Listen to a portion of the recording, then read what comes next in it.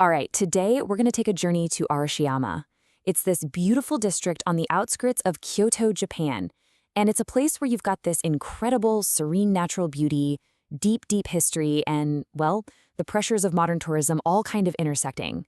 So in this explainer, we're going to explore how this iconic landscape has been shaped over all these centuries and the really unique philosophies that, even today, guide how it's preserved. Okay, let's dive right in. The very first thing that hits you about Arashiyama is just this overwhelming sense of tranquility. You've got the Katsura River flowing through a valley, it's framed by these absolutely lush mountains, and it creates a landscape that's just breathtaking. It's captivated artists, nobles, and visitors for, well, over 1,000 years. And this isn't just a pretty view, right? This is the foundation of everything that makes this place so special. So at the very heart of Japanese garden design, and this is absolutely central to understanding Arashiyama, is the principle you see right here, shake. It translates to borrowed scenery. And what's really fascinating about this is that the idea isn't to try and compete with nature. It's to incorporate the surrounding landscape, like those mountains we just saw, directly into a garden's composition. So the natural world actually becomes an integral part of the design itself. And that whole philosophy is captured perfectly in this sentiment. A garden made by man can never be superior to the superb scenery of nature. The key takeaway here is that the goal is all about humility and harmony, not about dominating the natural world. You don't build over nature, you build with it.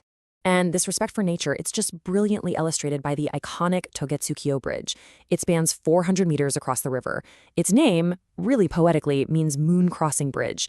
And it was specifically designed to blend almost seamlessly into the landscape. It becomes part of the scenery rather than some kind of intrusion on it. Let's look at the history for a second. See how this all developed.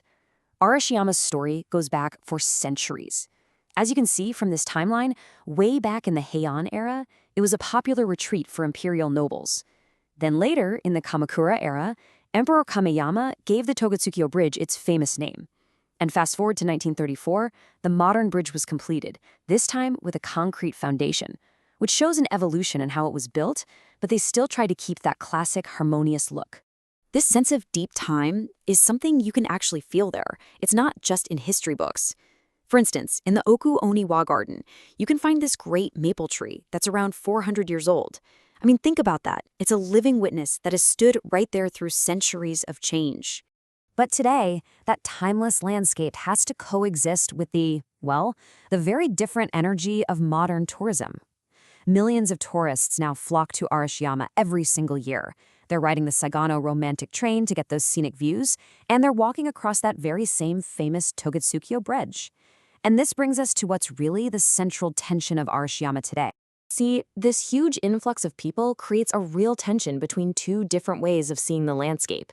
On one hand, you have the external landscape, which is constantly being shaped by tourism and commercial development, and on the other, you have the internal landscape, which reflects the really deeply held values and perspectives of the local residents, the people who actually call this place home. And this brings us right back around to that core philosophy. Accepting the forms of nature is what creates peace and richness. It's just a powerful reminder that the true value of a place like this lies in working with the landscape, not just trying to impose our will on it for, commercial gain or convenience. So how do they actually manage this tension? Well, to try and balance development and preservation, local policies are guided by this concept of fuchi. It's both a legal and an aesthetic idea of scenic beauty, and it goes beyond just simple rules and regulations. It's really about protecting the overall atmosphere, the elegance of the landscape from anything that just feels inappropriate. And so the work of preservation just continues. This place is not a static museum piece. It's a living tradition. It's passed down through generations, constantly trying to balance the need to protect the past while also living in the present. This knowledge and this respect for the landscape, it's an active, ongoing effort. And all of this leaves us with a pretty vital question. Not just for Arashiyama, but for so many beautiful places all over the world, how will tradition and tourism shape the next 1,000 years? The real challenge is making sure that the peace and richness we find in nature aren't lost in our own overwhelming desire to experience them.